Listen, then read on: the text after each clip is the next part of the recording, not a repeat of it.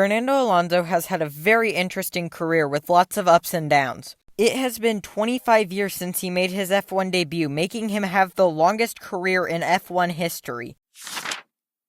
Alonso made his debut for Minardi at the 2001 Australian Grand Prix. He qualified 19th, being over 3 seconds off of pole position. Yikes. He ended up finishing his debut race in 12th, which doesn't sound all that bad, until you realize 8 cars didn't finish. For the 2001 season, Fernando Alonso was pointless and ended up being 23rd in the standings. Also yikes. He ended up losing his seat for 2002, but for 2003 he signed with Renault, where he claimed his first victory at the Hungarian Grand Prix. Alonso qualified on pole and finished the race in first. That year, he was partnered with Jarno Trulli and finished in 6th, and the team overall finished in 4th. His 2004 season was overall pretty similar. He ended up being in 4th position and got no race wins, but got multiple podiums. 2005 to 2007 is what I would call peak Alonso. In that time, he got 2 championships and was tied for runner-up with Lewis Hamilton, and only missed out on the title by 1 point. In 2005, Fernando Alonso claimed his first championship. That season, Alonso was partnered with Giancarlo Fisichella at Renault, where he got 7 race wins and won the championship by 21 points to Kimi Räikkönen. In 2005, Renault had an absolute rocket ship of a car. They finished ahead of McLaren by just 9 points. That car was the Renault R25, and man was that thing beautiful. That is one of my favorite paint schemes on any F1 car. For 2006, he stayed with Renault and was driving the Renault R26, and he was still partnered with Giancarlo Fisichella. Also, that car is just absolutely gorgeous. Again, Alonso took himself and his team to a championship. He got another 7 race wins and beat Michael Schumacher by just 13 points. The team overall won to Ferrari by only 5 points. In 2007, he was moved to McLaren, where he was partnered with then-rookie Lewis Hamilton. Back at Renault, Alonso was replaced with rookie Heikki Kovalainen. The 2007 season was insane for McLaren. McLaren was fined $100 million and disqualified from the 2007 championship after they took classified documents from a Ferrari employee to make their car better. The fine they received is the biggest fine in sporting history. Alonso and Hamilton were tied in the Drivers' Championship at 109 points. Kimi Räikkönen took the championship by only 1 point. 2008 rolls around and Alonso is back at Renault. He is partnered with Nelson Piquet Jr., son of 3-time world champion Nelson Piquet. That season he was just okay. He placed in 5th overall and got 2 race wins at Singapore and Japan. In 2009, things looked even more bleak. He was partnered with Nelson Piquet Jr. and then later Romain Grosjean after Nelson Piquet failed to score any points. Alonso was 9th in the standings and only had 1 podium at the Singapore Grand Prix. And remember how he won at the Singapore Grand Prix last year? There's controversy about that now. Partway through the 2009 season, after Nelson Piquet Jr. was dropped, Nelson Piquet Jr. admitted to the FIA that he had been told to crash by Flavio Briatore at the Singapore GP. Alonso had no knowledge of this, but this led to Flavio Briatore getting a lifetime ban from F1. That didn't last very long. This scandal ended up being known as Crashgate, and it was one of the biggest scandals in F1 history. All the time you have to leave a space. In 2010, Alonso moved to Ferrari, and of course, his luck was no better. His season started off strong with a win at the opening round in Bahrain. Alonso ended up having an insane title fight with Red Bull driver Sebastian Vettel. The fight ended up going down to Abu Dhabi, where Alonso was held off by Renault driver Vitaly Petrov, and he lost by just 4 points. In 2011, things got even worse. He was partnered with Felipe Massa and finished the season in 4th. That season, Alonso had to deal with Vettel dominance. Vettel won 12 of the 19 races that season. In 2012, Alonso had horrible luck. Again. Of course, he lost the title again to Sebastian Vettel by just 3 points. Also, this picture of Alonso comes from Brazil of this year. In 2013, it was pure Vettel dominance.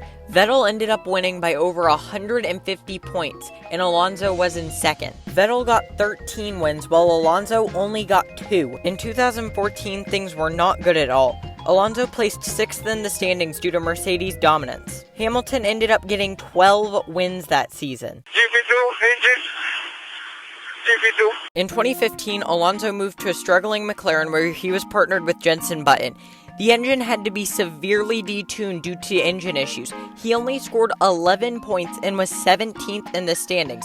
His teammate Jenson Button was 16th. In 2016, he was still with McLaren and Jenson Button. He got one fast lap at Monza and finished the season in 10th with 54 points. The engine had a whole lot less issues, but still wasn't great. 2017 was about as bad as 2015. Alonso was 15th in the standings and had 17 points. For crying out loud, Lance Stroll finished ahead of him. The issues he had were very similar to 2015's. The engine was extremely unreliable and underpowered. That year, he also raced at the Indy 500 for McLaren Andretti Honda and qualified 5th and led 27 laps before his engine gave out. He was favored to win the race. In 2018, the car was incredibly mid. He placed 11th in the standings with 50 points. At the end of 2018, Alonso was extremely fed up with McLaren's lack of performance, so he retired.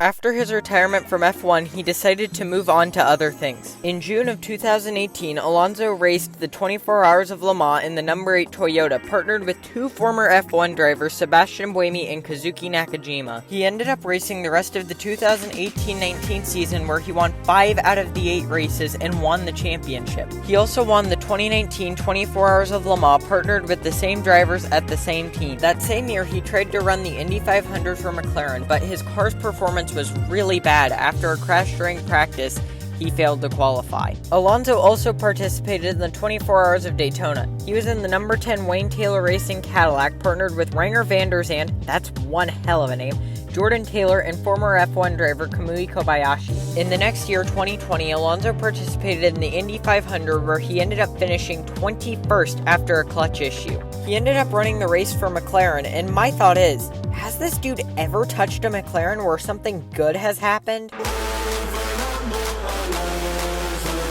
In 2021, Alonso decided to step out of retirement and move to Aston Martin. He did okay, getting a podium in Qatar and 81 points, being 10th in the standings. I think he was pretty lucky to survive that season, considering Mazepin was on the grid with him. His 2022 season was very similar and very average. He got 81 points, and there really wasn't much to talk about. That year, he took the record for most race entries from Kimi Räikkönen at 353. For 2023, he actually had a really good car. He got 8 podiums and 1 fast lap at Zandvoort. He ended up being 4th in the standings with 206 points. Alonso ended up being tied with Charles Leclerc for 4th and massively outperformed his teammate Lance Stroll. His 2024 season was very similar to his 2021 and 2022 seasons. That season, Alonso got 2 fast laps at Austria and China, and he still way outperformed his teammate Lance Stroll. At the 2024 Mexico Grand Prix, Fernando Alonso became the first and only driver to get 400 race entries in F1 history.